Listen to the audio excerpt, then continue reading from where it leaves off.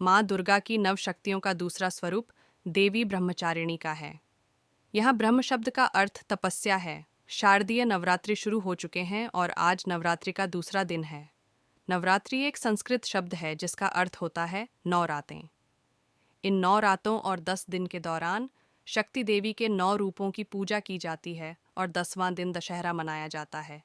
माँ दुर्गा की नव शक्तियों का दूसरा स्वरूप देवी ब्रह्मचारिणी का है। यहाँ ब्रह्म शब्द का अर्थ तपस्या है। ब्रह्मचारिणी अर्थात तप की चारिणी, तप का आचरण करने वाली। कहा भी है वेदस्तत्वम तपो ब्रह्म वेद, तत्व और तप ब्रह्म शब्द के अर्थ हैं। ब्रह्मचारिणी देवी का स्वरूप पूर्ण ज्योतिर्मय एवं अत्यंत भव्य है। इनके दाहिने हाथ में जप की माला एवं बाएं हाथ में कमंडल रहता है। जन्म की कथा। अपने पूर्व जन्म में जब ये हिमालय के घर में पुत्री रूप में उत्पन्न हुई थीं, तब नारद के उपदेश से इन्होंने भगवान शंकर जी को पति रूप में प्राप्त करने के लिए अत्यंत कठिन तपस्या की थी। इस दुष्कर तपस्या के कारण इन्हें तपश्चारिणी अर्थात ब्रह्मचारिणी नाम से अभिहित किया गया। 1000 वर्ष उन्होंने केवल फल मूल खाकर व्यतीत किए और 100 वर्षों तक केवल शाक पर निर्वाह किया था। कुछ दिनों तक कठिन उपवास रखते हुए देवी ने खुले आकाश के नीचे वर्षा और धूप के भयानक कष्ट सहे।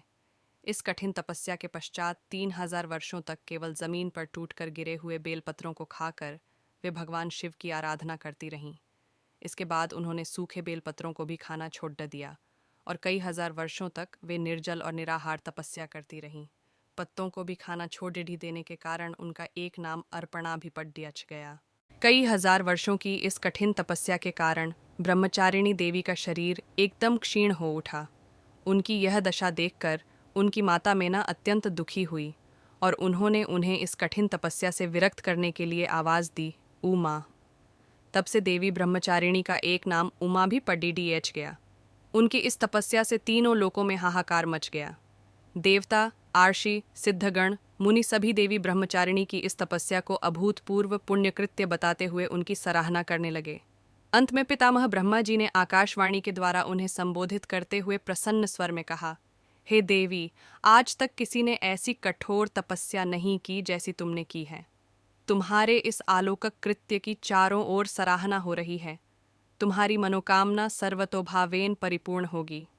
भगवान चंद्रमौली शिव जी तुम्हें पति रूप में प्राप्त अवश्य होंगे। अब तुम तपस्या से विरत होकर घर लौट जाओ। शीघ्र ही तुम्हारे पिता तुम्हें बुलाने आ रहे हैं। देवी ब्रह्मचारिणी की आराधना से अनंत फल की प्राप्ति एवं तप, त्याग, वैराग्य, सदाचार, संयम जैसे गुणों की वृद्धि होती है। जीवन के कठिन संघर्षों में भी व्यक्ति अपने कर्तव्य से विचलित नहीं होता। मौ ब्रह्मचारिणी देवी की कृपा से उसे सर्वत्र सिद्धि और विजय की प्राप्ति होती है। लालसाओं से मुक्ति के लिए माँ ब्रह्मचारिणी का ध्यान लगाना अच्छा होता है। स्तुति मंत्र 1। या देवी सर्वभूतेषु माँ ब्रह्मचारिणी रूपेण संस्थिता। नमस्तस्य नमस्तस्य नमस्तस्य नमो नम। 2। दधानाकर पद्माभ्याम अक्षमाला कमंडलु। देवी प्रसीदतु मयि ब्रह्मचारिण्यनुत्तमा।